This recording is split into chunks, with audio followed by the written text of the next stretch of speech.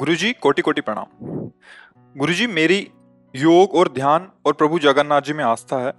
महाराज जी इनका कहना है कि बट इनके पति का राधा नाम में बहुत आस्था है। ये योग का मतलब क्या समझे? कि अपनी फिजिकल बॉडी की अवेयरनेस अपने अपने ये शरीर तो व्यायाम के अंतर्गत आता है। ये तो व्यायाम है शरीर का।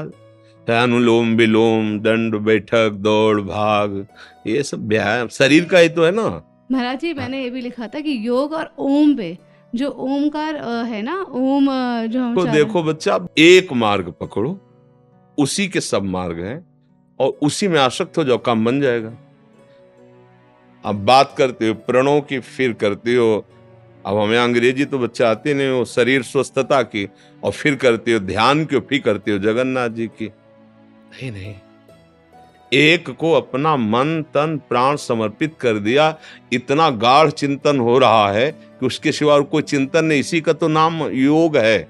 चित्त वृत्ति का निरोध करके परमात्मा में स्थित करने का नाम योग है। जिसमें स्थित हुआ उसका सतत ध्यान हो रहा है और संकल्प विकल्प रहित मन हो गया, उसी को समाधि कहते हैं। जगन्नाथा स्वामी नयन पथगामी भवतु में बार बार रो रो के पुकार रहे, हे प्रभु आप कृपा करो, मेरे नेत्र गोचर हो जाओ। इससे बड़ा कोई योग है?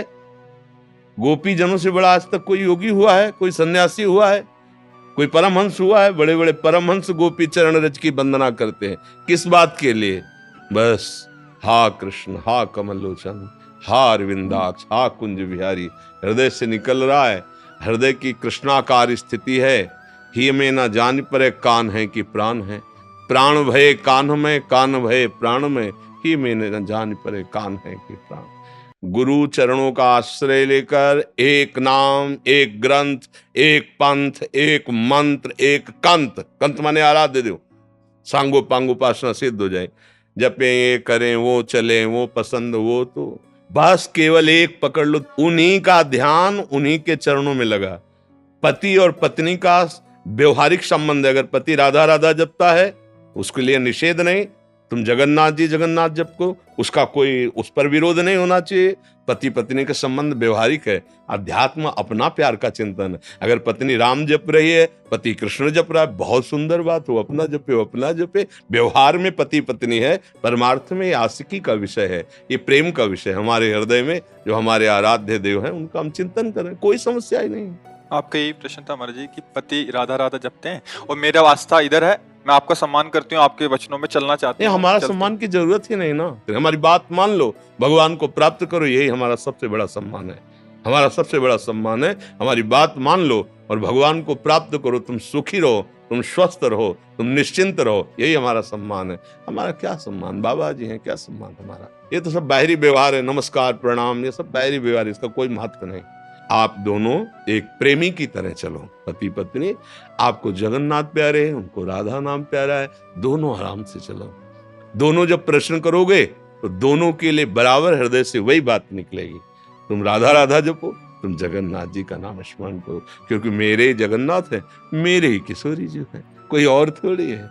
हमारे वही है। उन्हीं को चाहे तुम माँ काली कहो और उन्हीं को चाहे प्रभु कृष्ण कहो, वही है, दूसरा कोई नहीं। तो इतनी जरूर प्रार्थना है, एक मार्ग में चलो, समय बर्बाद मत करो। परमात्मा एक है, उसके रूप अनेक हैं, नाम अनेक हैं, उपासना पद्धति अनेक है, ग्रंथ पंथ अनेक है। एक पकड़ लो, समय नहीं है ज्यादा बुद्धि दौड़ाने का समय नहीं। एक पकड़ लो और बराबर प्रयास करो कि उसकी याद में हमारा समय, हम जो भी रसोई सेवा, व्यवहार सेवा, नौकरी पेशा जो भी कर रहे हैं, हम उसकी याद करते हुए, कर्म समर्पण करते हुए, उसके गर्व में रहते हुए कि मैं प्रभु का हूं, पूर्ण परमात्मा मेरा स्वामी, वो मंगल में मस्त एकदम, जो नाम रूप सब मेरे स्वामी के नाम हैं। अभी कल ही हम चर्चा हम कह रहे थे कि एक बोले वारी, एक बोले तोय, एक बोले पानी, एक बोले जल, एक बोले वाटर। अब बोलो क्या अंतर है? सब एक ही पदार्थ के लिए तो कह रहे, जले के लिए तो कह रहे। ऐसे ही राम बोलो, कृष्ण बोलो, हरि बोलो, शिव बोलो, जो नाम बोलोगे एक ही परब्रह्म के वो अनंत नाम है, दूसरा कोई